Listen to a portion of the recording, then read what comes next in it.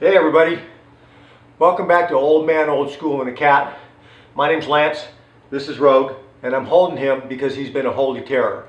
And I'm guessing that he's not going to want to come down. He's already been thrashing me here for the last 5 minutes. So anyway, listen, a lot of you emailed me and asked if we could do a quick exercise video and give some exercise tips, just general exercise tips. So that's what we're going to focus on today. Ow.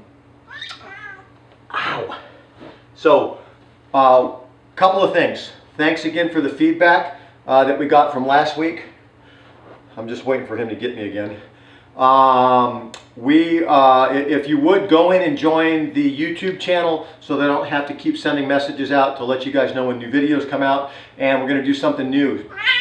Starting at the end of every video now, on the audio section at the very end, I'm going to play a 70s or 80s tune, and whoever guesses who that artist is and emails me is going to get a free consultation on the internet or on the website. So, and I'll have that info posted at the end of the video as well. All right, so let's get started. This is going to be old school basic principles that apply to everything that you're going to do related to exercise, okay? So, tip number one, you always want to warm up before you do any type of exercise. You don't want to stretch or exercise a cold body. It doesn't take much. You can do a bunch of jumping jacks, you can jump rope, you can just kind of move around with your body and just kind of get the blood flowing. Nothing intense, just a little bit of activity so that you get some blood flow going so that you don't exercise a cold body. That's imperative. Spend 2 or 3 minutes on it, you're good to go. All right. We're going to bust a myth right off the bat regarding ab work because people have been asking me about that. There's a saying, you can't over-exercise, you can't out-exercise a bad diet, but you can diet your way out of a lack of exercise regarding abs. Most people that have really good definition in the abs don't do any or very little abdominal workout. I don't do crunches, I don't do sit-ups, I don't do planks, I don't do any of that stuff. And you know, this is all just diet related. I know people that spend endless hours in the gym working on nothing but abs and can't figure out why they don't get a washboard or six-pack abs as they're eating their not very good diet. Sorry about that. Again, if you feel compelled to have to do some type of abdominal workout, this is a great tool right here. This is pretty much the only thing I use. This is just a wheel. If you haven't done it before, you're going to want to go up against a wall or go up against a stair, something like that, because you're probably not going to be able to extend all the way out. And basically, it's pretty simple. You just kind of extend out, hit back there, and come back. That's going to work your whole core. Again, if you're more advanced, you're going to want to come out here. And the trick here when you're doing the rolling wheels is you don't want to be using your arms. You want your arm to go out, but you want to be pushing with your legs until you're lateral and then pulling back in and keeping your arm straight and then coming in. A lot of people go like this and they're not doing anything except for getting a shoulder workout. You want to pull this all the way out, come down, and come up. And then if you go to the side for one, middle for one, and the other side for one. I usually do 7 of each of those, and I do 3 sets of them. And that's just a real quick way to do abs. Good for your core. If you feel, like I said, compelled that you've got to do some kind of ab workout. I'll share this with you. The number one most important thing that you can do regarding abs is an isometric exercise called sucking in your stomach. If you literally walk around with your stomach sucked in all the time, you'll start to find that isometrically your muscles contract. And if you consciously remember throughout the course of the day to suck your stomach in, whether you're sitting at the table, whether you're sitting behind a desk, whether you're eating lunch, eating breakfast, working out, constantly sucking in your stomach, that straightens out the lower back, It pushes the chest out, it improves your posture, it helps with blood flow, and it is the #1 exercise that you can do for your abdominal region. Okay, let's go to number 3. We're going to bust another myth. Pyramiding for exercises. Most people today, when they're exercising, start off with a light weight and then slowly move to a heavier weight. You couldn't do anything worse.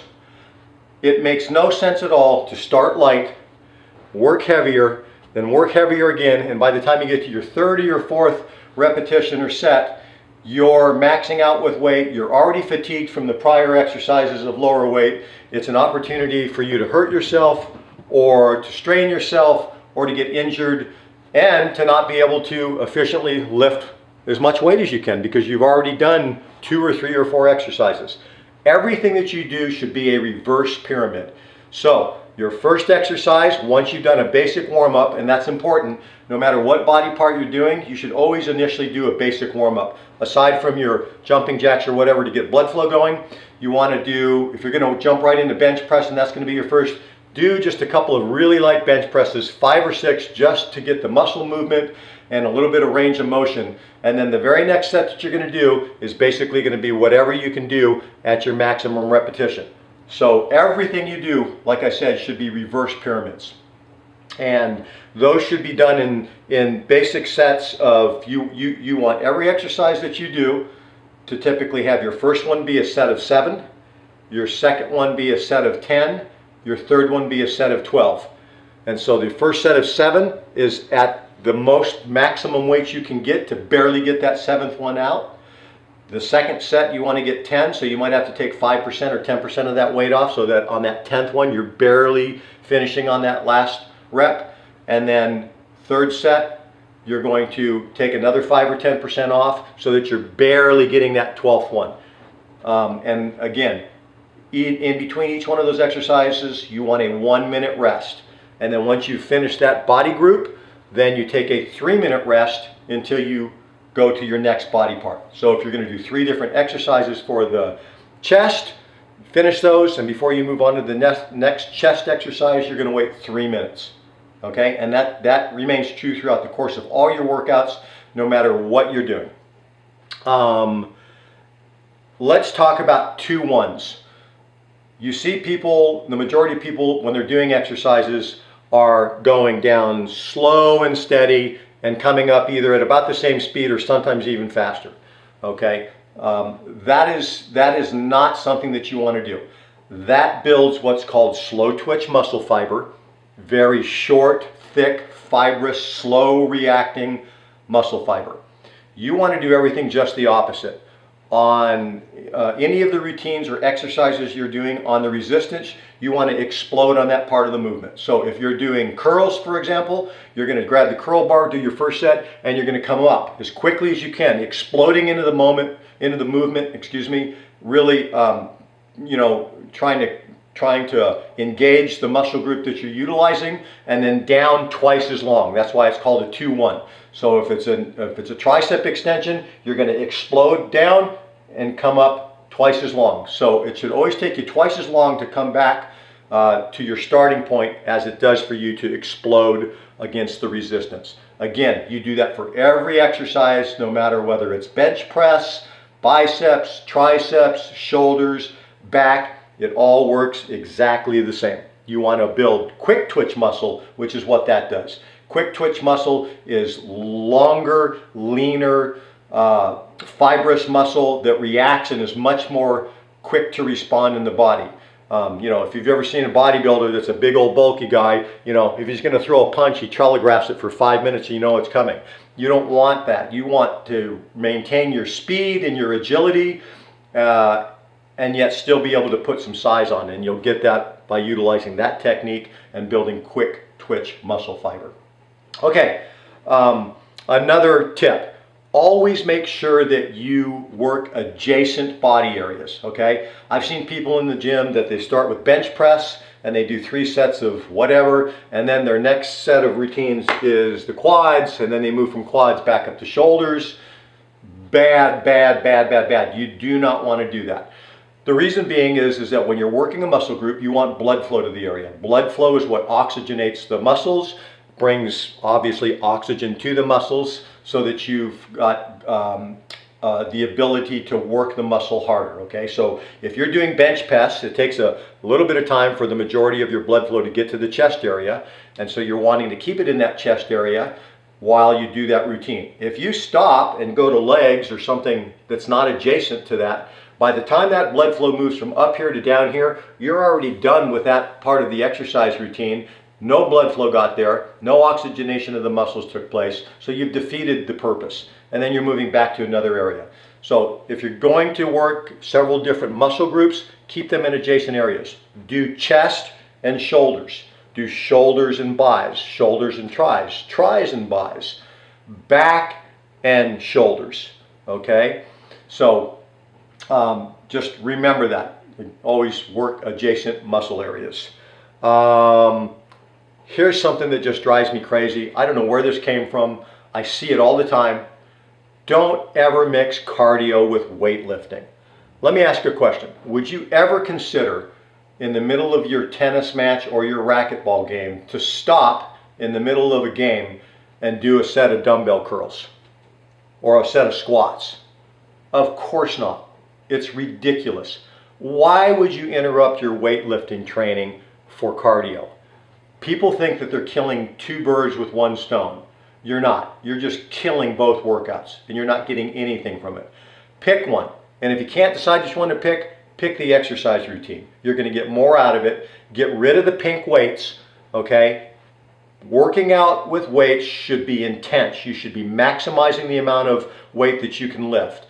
How many times have you seen people stand in front of a mirror with a 5-pound dumbbell and they're just going like this for 45 repetitions and they wonder why they don't get any strength or growth, okay? Muscle training is resistance training. Resistance training is magnified by using heavier weights. You get quicker results, more strength from using higher weights, okay? All right, and the last thing, avoid gimmicks. There are so many gimmicks out there and quick fixes that people get, that they buy into thinking that this is going to be the next greatest thing to get them in shape. Okay, let me give you an example.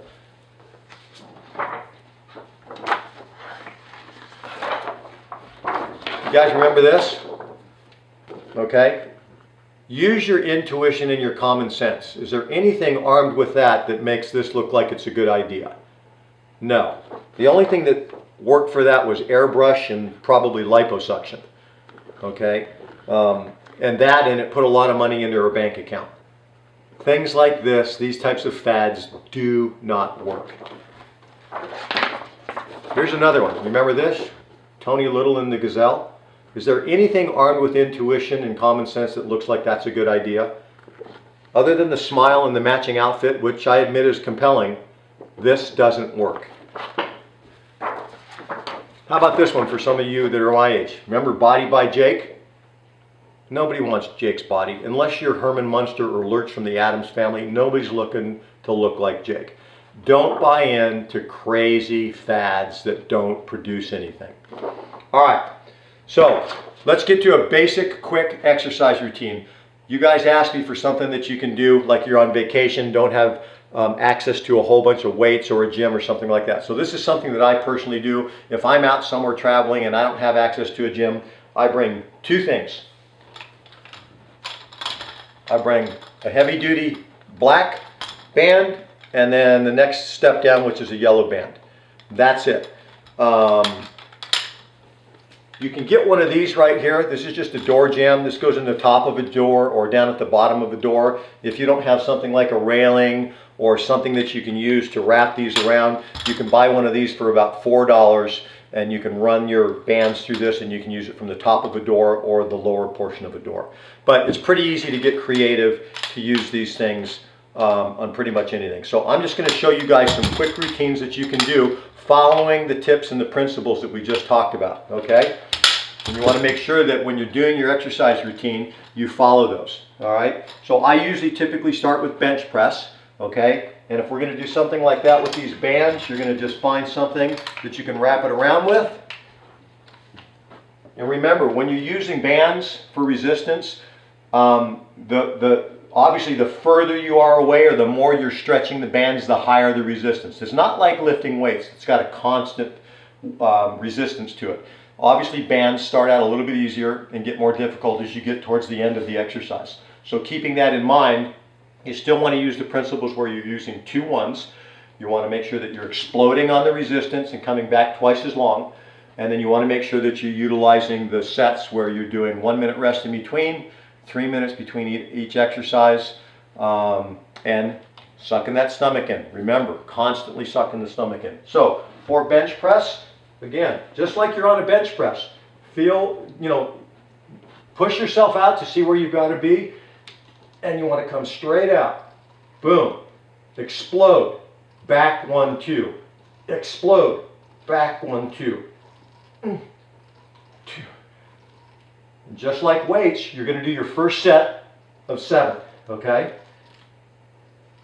I lost track. I don't know how many I've done there. I think that's 6. Okay? You want to go heavy so you can barely get that 7th one out. And I didn't do that there, but I'm just giving you an example of what you can do. You're going to wait 1 minute. You're going to do another one of 10. You're going to wait 1 minute. You're going to do another one of 12. Okay? Then you can move to another chest related exercise. This is a high chest. I like to kind of go low chest. Same thing. Pick your resistance. Okay? And on this one we're going to come out wider. So we're going to go 1, explode, back, explode, 2, explode, 3, explode, 4, explode, 5, explode, 6, explode, 7. Same thing.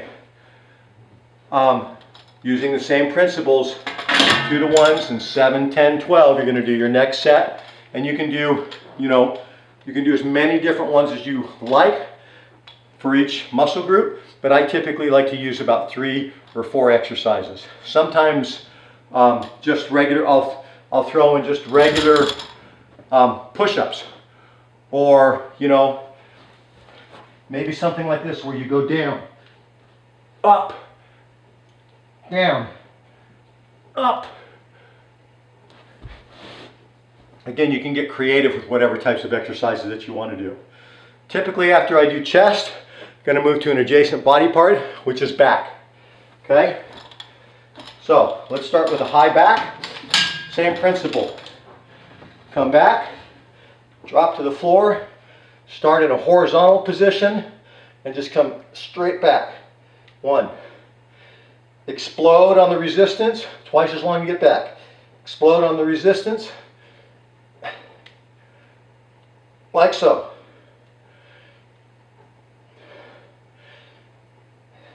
Then, same thing, you're going to do 7 of those, and then you're going to do a set of 10, and then you're going to do a set of 12. And then I'll typically lower the bar for a second group of the back, okay? And I'll come in a little higher, like so. Explode, back, 1, 2. 1, 1, 2. 1, 1, 2. 1, 1, 2. 7, 10, and then 12. And then maybe to finish it off for a third one, maybe you're going to work a little bit of the traps. So you're going to come like so. And again, get creative with your bands. Double them up, okay? And you can just come straight up. That's a little bit much. Let's just do 2.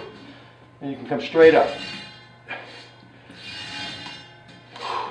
Explode, down. Explode, down. Explode, down. For 7, and then 10, and then 12. All right.